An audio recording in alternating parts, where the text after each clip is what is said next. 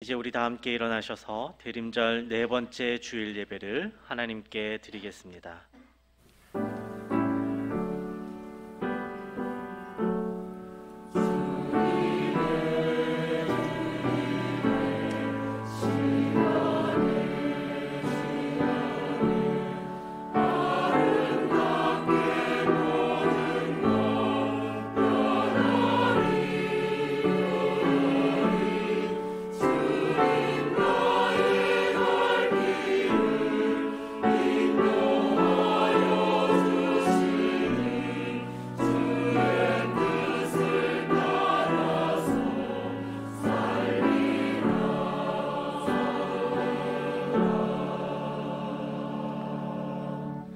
성문으로 나아가라.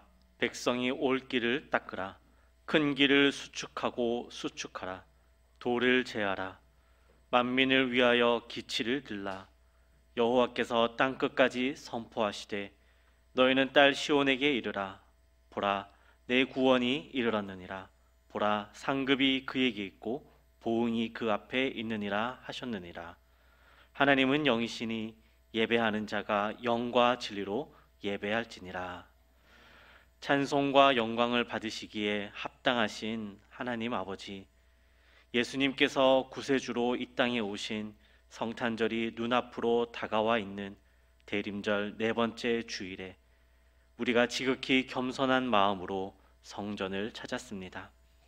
독생자를 보내신 하나님의 크신 사랑과 그 뜻에 순종하신 예수 그리스도의 은혜를 생각하며 경건하게 예배합니다. 마음과 뜻과 정성을 다하여 드리는 이 예배를 기쁘게 받아주시며 베푸실 은혜를 사모하며 기다리는 모든 성도에게 충만한 은혜를 내려 주옵소서. 인류를 죄와 사망에서 구원하시려고 육신이 되어 이 땅에 오신 예수 그리스도의 이름으로 기원하옵나이다. 아멘. 나는 전능하신 아버지 하나님 천지의 창조주를 믿습니다. 나는 그의 유일하신 아들 우리 주 예수 그리스도를 믿습니다. 그는 성령으로 잉태되어 동정녀 마리아에게서 나시고 본디오 빌라도에게 고난을 받아 십자가에 못 박혀 죽으시고 장사된 지 사흘 만에 죽은 자 가운데서 다시 살아나셨으며 하늘에 오르시어 전능하신 아버지 하나님 우편에 앉아 계시다가 거기로부터 살아있는 자와 죽은 자를 심판하러 오십니다. 나는 성령을 믿으며 거룩한 공교회와 성도의 교제와 죄를 용서받는 것과 몸의 부활과 영생을 믿습니다. 아멘.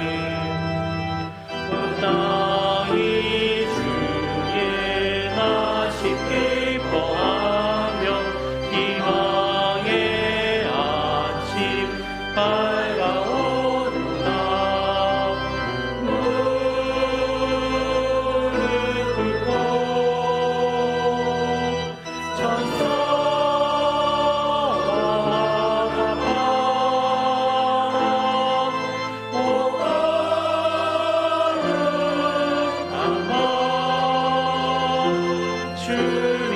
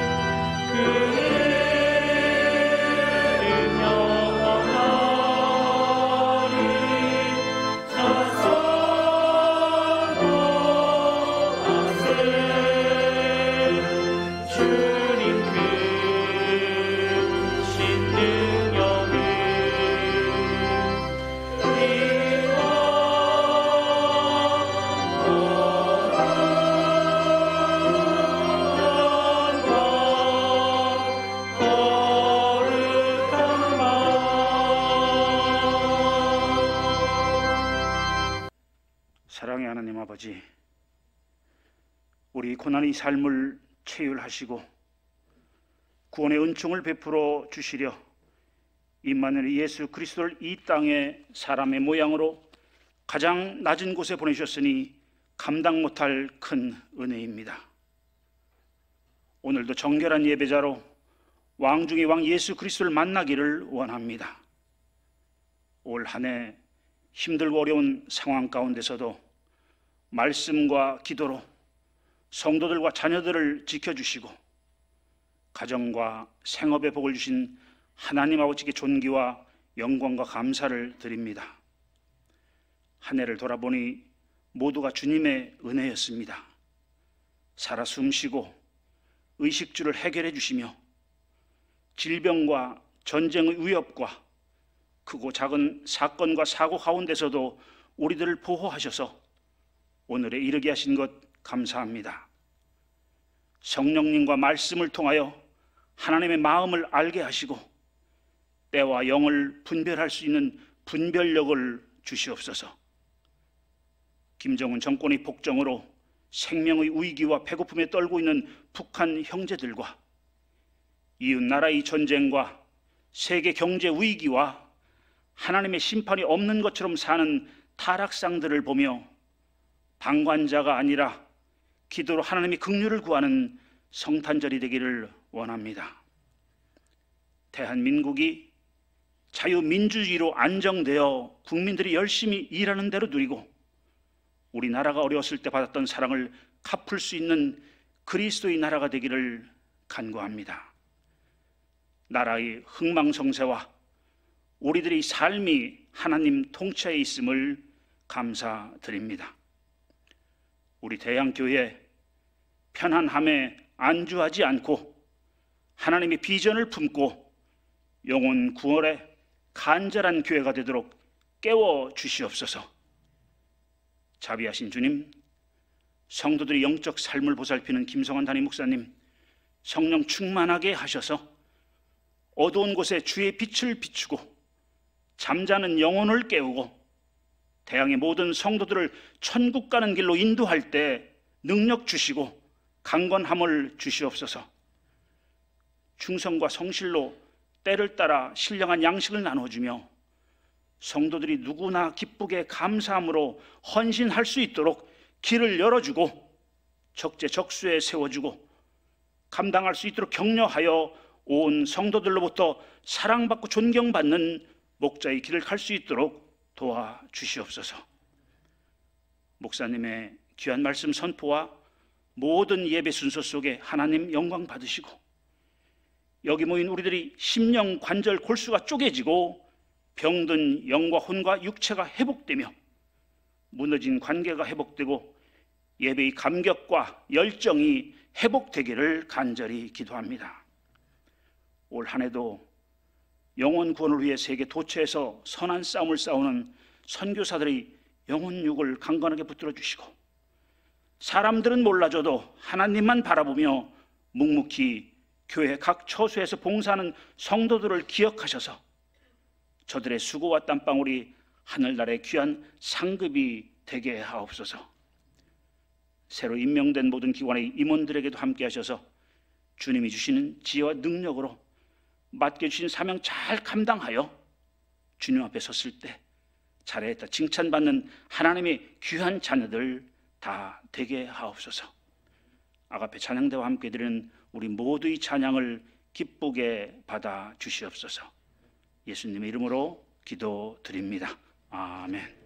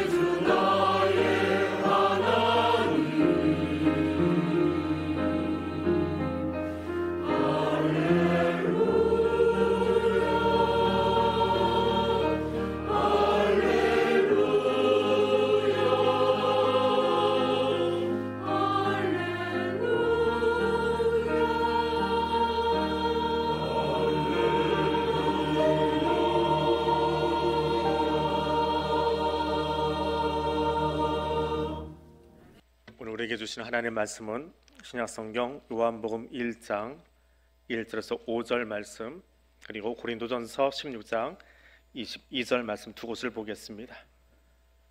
요한복음의 말씀을 함께 보겠습니다. 1장 1절에서 5절 말씀을 제가 읽어드립니다.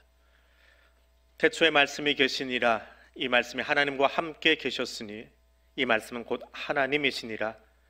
그가 태초에 하나님과 함께 계셨고 만물이 그로 말미암아 지은 바 되었으니 지은 것이 하나도 그가 없이는 된 것이 없느니라. 그 안에 생명이 있었으니 이 생명은 사람들의 빛이라. 빛이 어둠에 빛이 돼 어둠이 깨닫지 못하더라. 아멘. 고린도전서 16장 22절 말씀입니다. 만일 누구든지 주를 사랑하지 아니하면 저주를 받을지어다. 우리 주여 오시옵소서. 아멘. 지난 7일날 우리나라에서 한동안 뜸했던 원자력 사업이 다시 재개되는 그런 시간이 있었습니다. 오랫동안 지속됐던 탈원전 정책을 취소하고 또 원전을 건설한 지 12년 만에 경북 울진의 신한울 원자력 발전소가 상업 운전을 시작했습니다. 2020년 기준으로 해서 전 세계의 에너지 이용 비율을 분석을 한 것이 있는데 석유가 30%, 그리고 석탄이 27%, 천연가스가 24%, 그리고 친환경 재생에너지 이제 쓰자 하고 있는데 9%밖에 되지 않습니다. 지금 이 시기에 최고의 에너지원은 화석 연료, 석유일 것입니다. 그렇다면 지금 이 세상을 움직이는 가장 큰 가치와 힘은 무엇일까요? 요한이 바라보는 세상, 그것이 오늘 요한복음에 녹아져 있습니다. 사도 요한은 예수님의 12제자 가운데 한 사람입니다. 그는 지금 튀르키예 에베소에서 목회를 하다가 생을 마감했습니다. 요한은 그의 복음서에서 세상을 움직이는 가장 큰 힘, 가장 큰 가치가 예수라고 소개합니다. 오늘 1절 말씀을 보면 태초에 말씀이 계시니라. 이 말씀이 하나님과 함께 계셨으니 이 말씀은 곧 하나님이시니라. 근데 이 말씀 속에는 예수라는 이름이 등장하지 않습니다. 요한복음 1장 1절부터 시작해서 15절까지 서론에 해당하는 이 부분에도 예수라는 이름은 등장하지 않습니다. 분명 요한복음 전체를 놓고 보면 예수가 누구시냐라고 하는 것을 설명하기 위해서 정말 진액을 다 뽑아내듯 그렇게 소개하고 있는데 서론에는 예수 이름이 없습니다. 예수 이름이 어디로 갔을까요? 요한이 목회하고 있던 이 에베소라고 하는 도시는 헬라 그리스 문화권에 속해 있는, 땅은 튀르키예 지금의 터키죠, 아시아권에 있지만 문화권은 유럽 헬라 문화권에 속해 있는 곳입니다. 그래서 요한은 예수를 전하면서 에베소에 있는 성도들에게 예수를 전하면서 에베소의 시민들이 이해하기 쉬운 단어를 하나 선택을 합니다. 그것이 무엇이냐 하면 헬라어로는 로고스라고 하고 우리말에는 말씀이라고 번역된 바로 그것입니다. 이 로고스라고 하는, 우리말로 말씀이라고 하는 것은 헬라 사상에서 세상을 움직여가는 이성적인 원리, 힘, 가치라고 하는 겁니다. 그래서 최고의 가치이자 힘이 로고스예요. 우리말로는 말씀이라고 번역이 되는데 그 로고스가 세상을 움직이는 최고의 힘이다. 그런데 요한은 그 세상 사람을 알고 있는 철학적인 이 사고를 끌어다가 설명해 주는 겁니다. 태초에 로고스가 있었다. 그런데 그 로고스가 누구예요? 예수라는 거예요. 너희가 알고 있는 그 로고스, 말씀, 이것이 세상을 움직인다라고 하는데 그 로고스를 내가 설명해 줄게. 누군지 알아? 예수야. 예수가 누군지 알아? 이제 쭉 설명할게 하면서 요한복음을 써내려가는 거예요. 이게 요한복음의 기술 방식입니다. 자, 태초에 하나님과 함께 계셨던 최고의 가치, 너희가 알고 있는 그 최고의 가치가 바로 예수인데 그 예수께서 인간의 몸을 입고 이 땅에 오신 사건이 성탄이야. 그래서 요한복음에는 마테마가 누가처럼 예수 탄생 기사가 기록되지 않았습니다. 기록할 필요가 없어요. 그것보다 철학적이지만 더 분명한 것, 태초부터 있었던 가장 강력한 그 가치, 그 하나님이 인간이 되어 우리 가운데 오셨어. 이게 성탄 기사예요. 그러니까 요한복음에서는 우리들이 알고 있는 동화책과 같은 이런 이야기체 설교는 없지만 철학적인 사고 속에서 에베소 사람들에게 굉장히 충격적인 사건을 돌멩이 돌직구 던지듯이 그렇게 예수는 태초부터 있었던 말씀이야. 그 말씀이 우리 가운데 오셨어 라고 설명하고 있는 겁니다. 왜 찾아오셨습니까? 생명의 빛으로 찾아오셨습니다. 예수께서 우리에게 찾아오신 이유는 생명 주시기 위함이다 라고 설명하고 있습니다. 자, 앞에서 이야기했던 그 에너지원들, 석유, 석탄, 원자력을 활용하여 에너지를 만드는 이유가 무엇입니까? 전기를 만들고 중화학제품을 만들고 일상에 필요한 소재들을 만들기 위함이지요. 결국은 세상을 좀 더 편하게 살아가기 위해서 이 에너지를 사용하고 있는 거예요. 그래서 이 에너지라고 하는 것은 분명 사회를 윤택하게 하기도 하지만 가만히 들여다보면 국제정치는 그렇게만 돌아가지 않습니다. 석유가 무기가 되어버리고 석탄 생산을 다른 나라를 옥죄기 위해서 더 많이 퍼올리기도 하고 안 푸고 안 팔기도 하고, 원자력은 우리에게 가장 필요한 전기를 생산하지요. 이번에 새로 세워진 그 원자력 발전소만 해도 경상북도에 40% 에너지를 감당한다고 그래요. 그러나 그것이 잘못 사용되어지면 훨씬 강력한 무기가 되고 다른 사람을 죽일 수 있는 그런 근원이 되기도 합니다. 분명 에너지라고 하는 것은, 힘이라고 하는 것은 생명을 위한 것인데 도리어 힘이 되고 무력이 되는, 살상의 도구가 되는 그 현실이 우리의 현실, 인간의 현실이더라라고 하는 겁니다. 그런데 요한은 그 최고의 가치자 힘인 로고스, 예수가 어떤 분이냐라고 설명합니다. 요한은 예수 안에, 그 로고스 안에 생명이 있다라고 말합니다. 예수는 단지 우리가 이름을 부르는 것으로 끝나지 않습니다. 그 이름 안에, 예수 이름 안에 생명이 있습니다. 오늘 본문에 나와 있는 것처럼 예수라는 그 이름, 그 생명은 빛이기 때문에 그렇습니다. 지난 주부터 시작해서 갑자기 추위가 찾아와가지고 옷이 두꺼워졌습니다. 사방에서 미끄러지고 교통체증이 생기고 눈을 다 치우지 못해서 뉴스가 나오고 있는 그런 모습들을 또 종종 보게 됩니다. 저희 사택 앞을 들어가면요, 참 신기한 게 새벽기도 나올 때는 그렇게 춥지 않아요. 시간 맞춰서 뛰어나와서 그러는지. 근데 끝나고 들어가면 오히려 해가 뜨는데 더 춥습니다. 예배 드리러 나올 때보다 예배 드리고 들어갈 때가 훨씬 추워요. 그 더 신기한, 특이한 건 지금 고층 빌딩이 많이 생기고 나면서 저희 사택 그 앞 골목이, 거기하고 그 뒤에 푸르지오 쪽이 골바람이 생겼어요. 바람이 얼마나 차가운지 모릅니다. 그게 이제 그 골목의 특징이 되어 버렸는데 거기에 눈까지 옵니다. 예배를 마치고 지난 주간에 대문 열고 들어가니까 눈이 마당에 쭉 쌓였어요. 근데 이 사람이 밟으면 미끄러지니까 빨리 옆으로 치워놔야 돼요. 그리고 치워놓으면 꼭 어떤 녀석 하나가 거기다 실리를 하고 흔적을 남깁니다. 토리가 그렇게 해요. 그래서 눈을 무조건 치우기만 하면 텃밭으로 다 던져놔야 돼요. 그래야 마당이 깨끗해집니다. 그럼 겨우 해도 들지 않죠. 바람도 차지요. 그래서 겨우 내 텃밭에는 눈이 쌓여 있습니다. 지금도 눈이 있어요. 길은 눈이 다 녹았는데 저희 집 텃밭에는 눈이 수북히 쌓여 있습니다. 자, 그 사이로 나무들이 겨울을 나뉘라고 움츠리고 있어요. 어떤 거는 추위를 많이 타는 거는 지금 이렇게 잔뜩 쌓아 놓았는데 그 마당이 남향이 아니다 보니까 해가 하루에 2시간에서 길면 3시간 들어옵니다. 아주 잠깐 들어와요.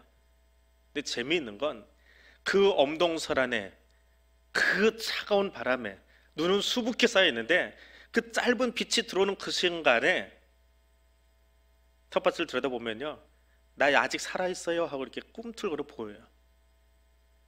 얘는 겨울인 걸 모르나 봐요. 그냥 녹색잎이 살짝 이렇게 벌었다 다물었다 해요. 빛만 들어오면 나 아직 살아있어요. 나 아직 죽지 않았어요. 빛이 하는 일이 무엇입니까? 우리에게 생명 주는 거예요. 에너지가 우리에게 하는 일, 힘이 우리에게 주는 것은 생명 주는 일입니다.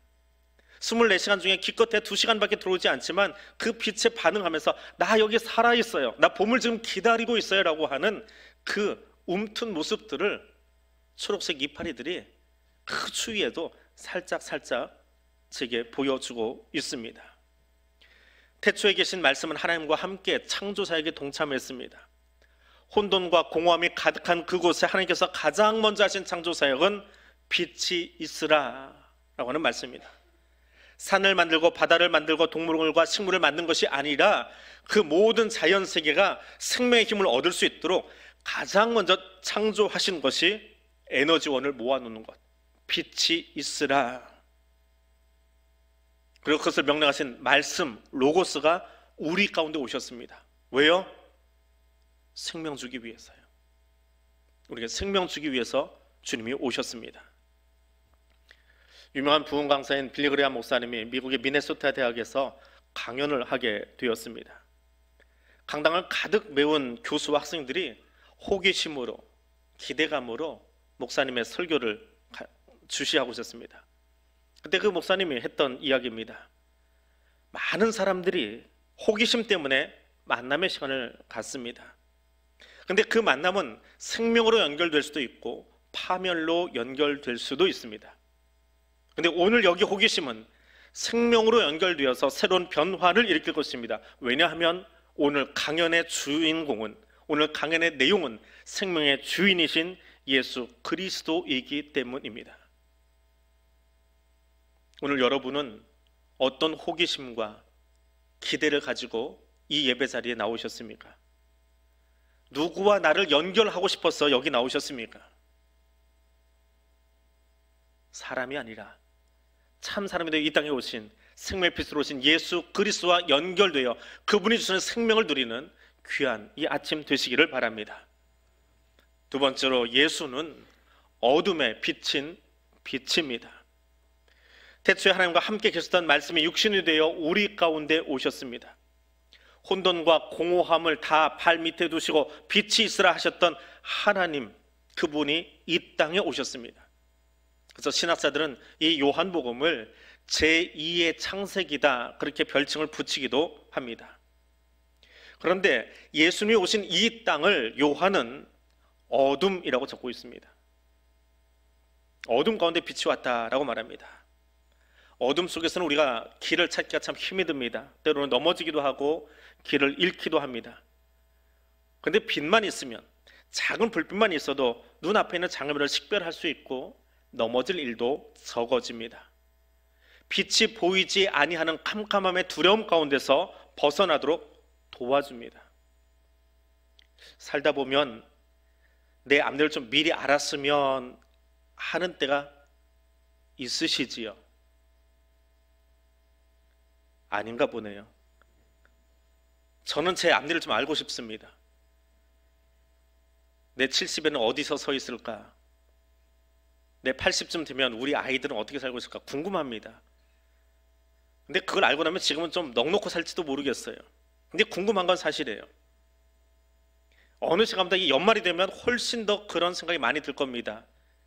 공부를 하는 아이들이 내년에 이 녀석을 대학을 진학을 시킬까, 아니면 일터로 보낼까? 새로 사업 구상을 하고 있는데 내년에 이 사업 구상을 투자를 해야 될까 말아야 될까? 내년에는 은퇴인데 은퇴 이후에 나는 새로운 직업을 가질까, 아니면 좀 쉬어볼까? 연말이 되면 새로운 계획 앞서 우리는 좀 더 막막해지고, 그래서 조금만 더, 한 달만 앞만 좀 내다볼 수 있어도, 한 1년 뒤에 내 모습만 알 수 있어도 지금 이 결정을 좀 쉽게 할 수 있을 텐데 라는 그런 생각들을 자주 하게 됩니다. 미리 알고 싶습니다. 예수님은 그런 우리에게 빛으로 찾아오셨습니다. 빛은 어두움 때문에 바라보지 못했던 가로막힌 저 너머를 보게 합니다. 어두움 때문에 있는지도 몰랐던 장애물도 보게 합니다. 그것이 빛의 역할입니다. 예수님은 단지 우리의 1년 뒤 10년 뒤를 알게 해주기 위해서 오신 것이 아니라 죄의 문제 때문에, 죄악 때문에 보지 못했던 심판의 세계를, 그리고 구원의 세계를 미리 보게 해 주십니다. 침튀기가 길어지고 한 번 한숨 푹 내쉬고 두 번 내쉬고 세 번 내쉬다 보면 탄식이 되고 반복되면 절망이 되어버립니다.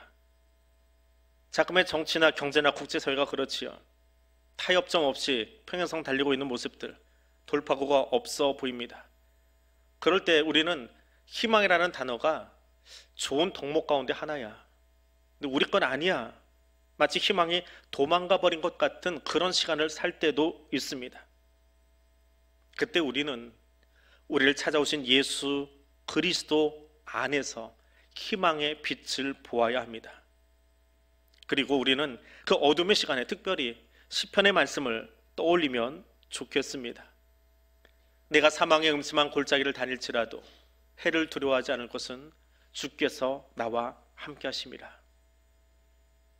시편 기자는 우리가 매일 푸른 풀밭 쉴 만한 물가에 있다 그렇게 말하지 않습니다. 사망의 음침한 골짜기를 걸을 때가 있습니다. 내 뜻대로 되지 않고 내 계획대로 세워지지 않고 사방으로 우겨쌈 당하는 것 같고, 어느 때는 나 혼자만 홀로 서인 같은 고립무원 같은 그 땅에 있는 것, 거기 서 계십시오. 그 고립무원에 서 계십시오.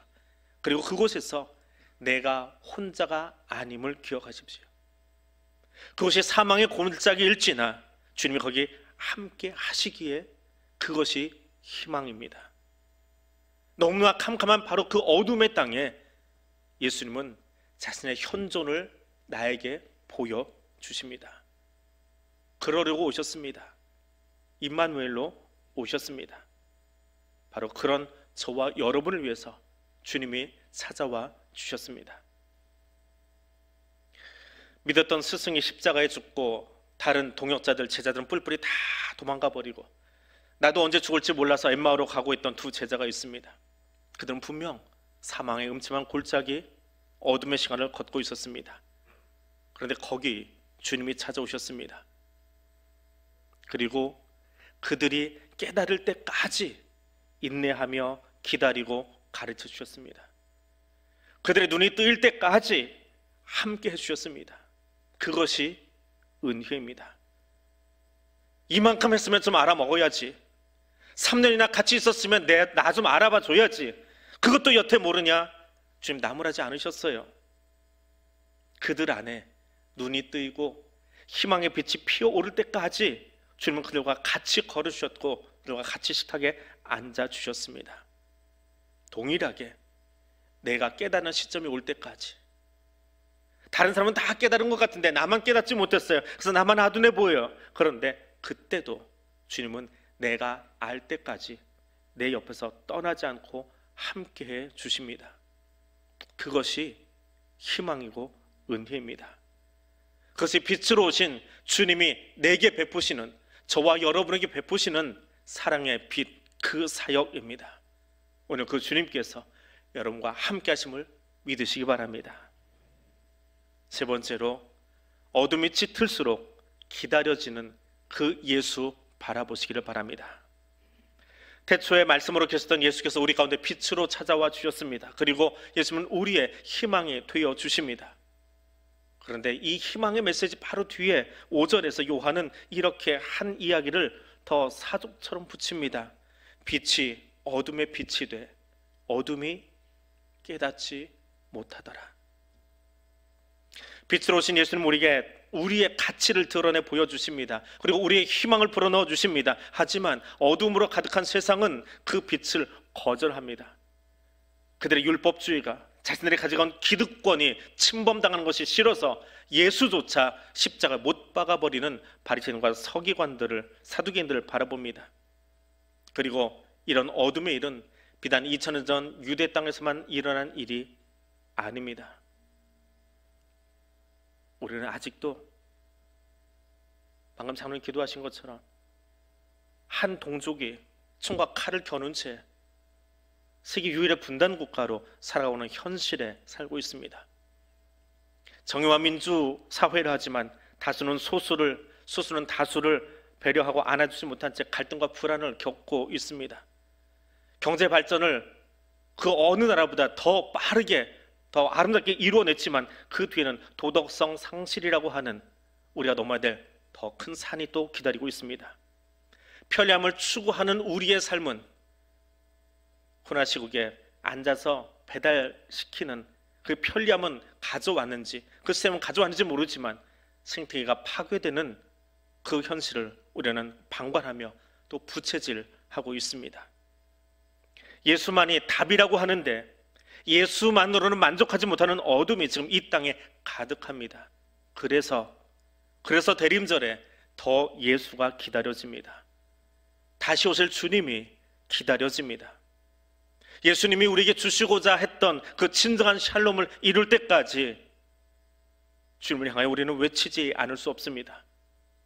고린도의 성도들은 그 예수님이 얼마나 오셨으면 좋겠는지 이렇게 예배 마지막 순서에 이 외침을 외쳤습니다. 마라나타, 주 예수여 오시옵소서. 우리말로는 겸양의 표현으로 번역을 했는데요, 원래 저 마라나타는 명령어입니다. 명령문이에요.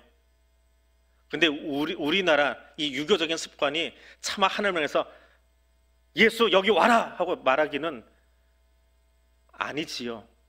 그러니까 오시옵소서라는 겸양어로 표현한 것뿐이에요.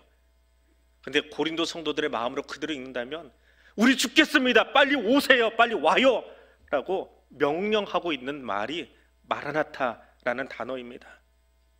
그만큼 간절했던 거예요. 어둠의 땅 가운데, 우상의 땅 가운데 살면서 주님 빨리 와주세요. 그래야 이 땅에 정말 소망이 있습니다. 그래야 진짜 희망을 가질 수 있습니다. 주님 여기 와주세요. 마라나타. 대림절을 지나는 나에게도 우리에게도 이 간절함이 있기를 원합니다. 이 땅의 소망은 오직 예수 그분밖에 없기 때문입니다. 예수만이 우리의 모든 갈등과 아픔과 질병과 눈물을 닦아주실 수 있는 분이기 때문에 그렇습니다. 그 주님의 다시 오심을 기다리며 기도하는 이 대림의 아침이 될 수 있기를 원합니다. 말씀을 마무리합니다. 태초에 말씀이 계셨습니다. 창조사역과 함께 하신 말씀이 생명의 빛으로 2000년 전 우리 가운데 오셨습니다. 그리고 주님은 저와 여러분에게 너희는 세상의 빛이라 말씀하십니다. 우리를 빛이라 하신 이유가 무엇일까요? 세상이 어둡기 때문입니다. 그래서 저와 여러분에게 빛으로 살라 하십니다. 우리를 빛이라 하신 그 말씀의 전제는 세상이 어둡다는 겁니다. 대낮에는 후레쉬가 필요하지 않습니다. 세상이 어둡습니다. 그래서 빛의 자녀가 더 필요하고 빛의 자녀들은 예수의 영광을 드러내는 일에 더 아름답게 살아야 합니다. 참 빛이신 예수의 다시 오심이 더더욱 필요한 이유입니다. 이 어둠의 땅 가운데에 빛을 밝히는 주의 백성 될 수 있기를 원합니다. 어둠이 짙기에 다시 오실 주님을 더욱 고대하며 준비하는 이 대림의 아침 저와 여러분 될 수 있기를 원합니다. 오늘 말씀 기억하면서 같이 기도하겠습니다. 너희는 세상의 빛이라 말씀하신 대로 살아가기를 원합니다. 주의 다시 오심을 기다리면서 이 땅 가운데 예수의 향기로 살아가겠습니다. 자신의 향기로 살아가는, 사람의 향기가 가득한 이 땅 가운데 예수 향기를 드러내며 살아가는 내가 되기를 원합니다. 이 두 가지 기도 제목 가지고 우리 함께 통성으로 기도하겠습니다. 거룩하신 하나님, 이 대림절 넷째 주일 아침 주의 말씀 우리 가슴에 담습니다. 어둠이 짙기에, 어둠이 짙을수록 주님이 내게 주신 그 명령이, 그 말씀이 더욱더 선명해집니다. 너희는 세상의 빛이라 우리에게 말씀해 주셨습니다.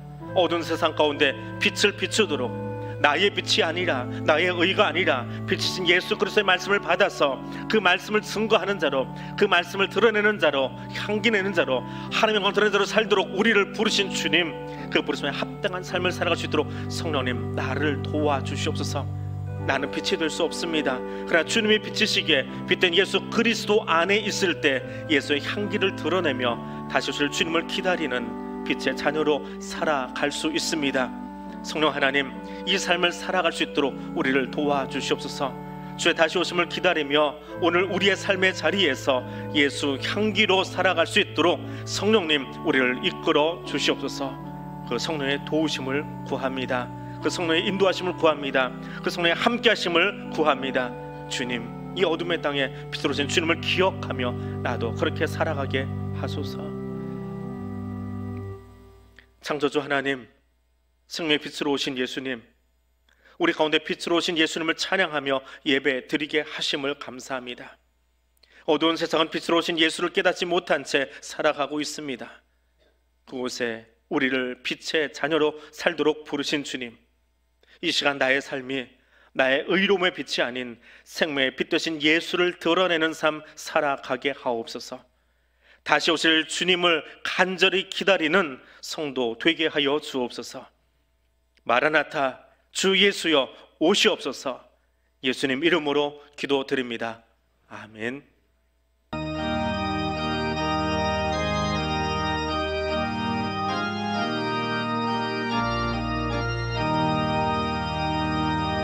온 세상이 깜깜하여서 참 빛이 없었더니